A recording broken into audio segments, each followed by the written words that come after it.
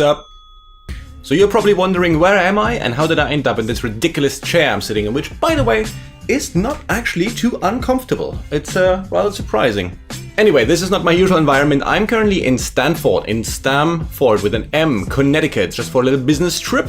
And the weather is kind of on off, so it does rain and then it doesn't rain, so I'm just like, nah, I'm not gonna risk it. So, we're gonna stay inside today and do some HDR editing using Aurora HDR 2018.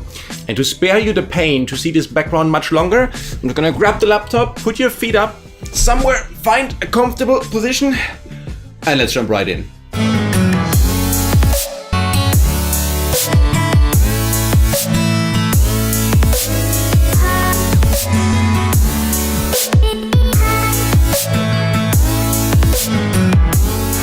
We're gonna go back into a time when I went to Porto in Portugal. We're gonna take 3 images, the 3 different exposures that you need for HDR, and just gonna drag and drop them into Aurora HDR in the first place. So if you do that, you're gonna get that window. Now I'm gonna hit the alignment button because just in case I was handheld, I don't want things to move around a little bit. And also because there are waves here, I want to reduce ghosting. So I'm just gonna switch on ghost reduction. I'm gonna click Create HDR, lean back, and wish I would have some coffee left, but I don't, so I'm just gonna hang out here for a second.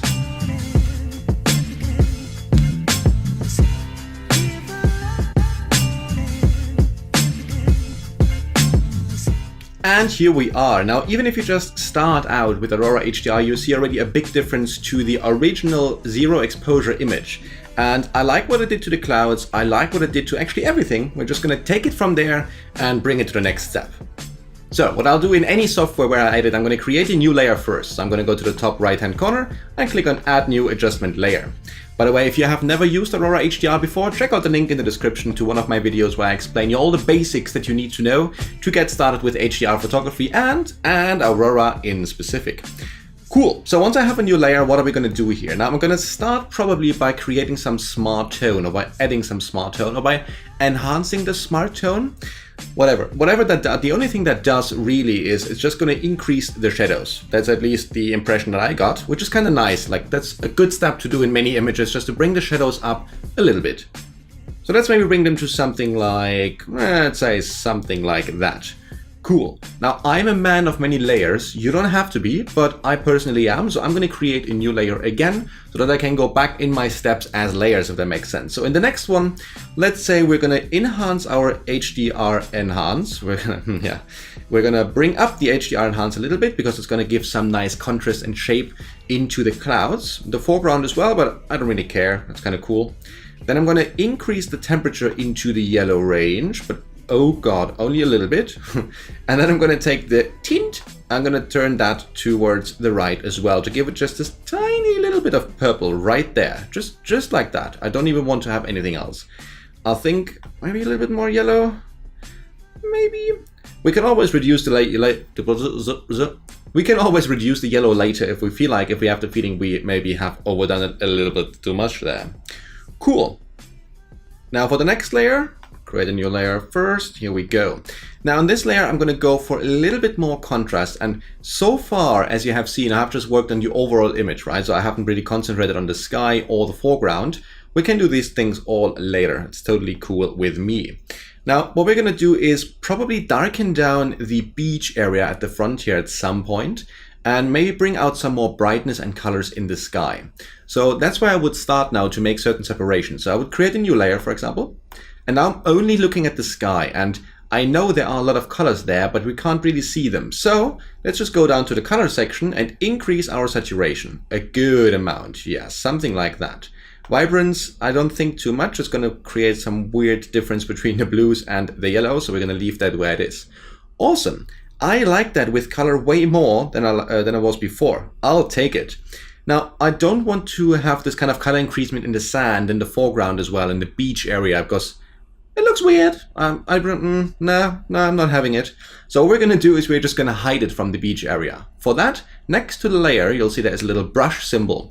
Hit the brush symbol, and we're going to go to gradient mask, and we're just going to mask that stuff in. So I'm going to essentially drag and drop from bottom upwards to create that gradient to something like, let's say something like that.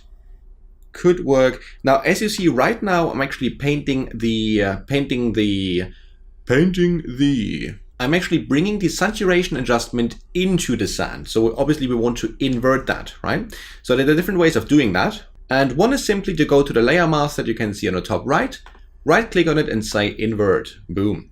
So that's exactly what we want. Now we have essentially our gradient, and I'm just going to make sure that it's going to be black. So the layer mask has to be black, where I don't want to have these kind of increased colors. So for me, that's going to be somewhere maybe like this. Let's make that a little bit smaller.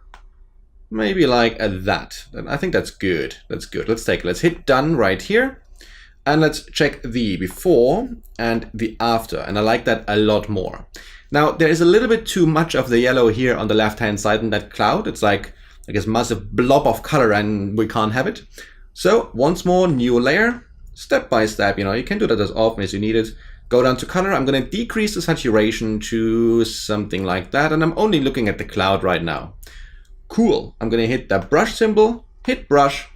And I want to paint that saturation decrease into my image. So I'm just going to start painting over that particular cloud right here to take that color out from that cloud. So if we look at the before, where it's super bright, to the after, it's a little bit less aggressive, this particular area there. Awesome. Let's hit the done button. And lastly, I think for now, I'm just going to click another layer. And here we could increase the exposure just a little bit, maybe like that, and a bit more contrast, something like that. Okay, cool. And now I'm going to take a brush, make the brush a little bit larger. Here we are, just like that. I'm going to paint that brightness increase into the sky area right here. And that's going to make it so that when somebody looks at the image, they're going to first look over here because it is the most saturated part. And also, ideally, the brightest part, and that's going to literally catch people's attention like that. It's awesome. Now, usually what you want to do is when you work with color, you want to go away from your laptop or computer or whatever you use, come back after 10 minutes or so just to check if your colors are too intense, if they are too strong. Could be, might not be, you never know. For me, I'm going to take it. I'm quite happy with this ultra before, super dark, that gets zero exposure, right? And you can't see much, there aren't many colors, to this version, which is absolutely amazing.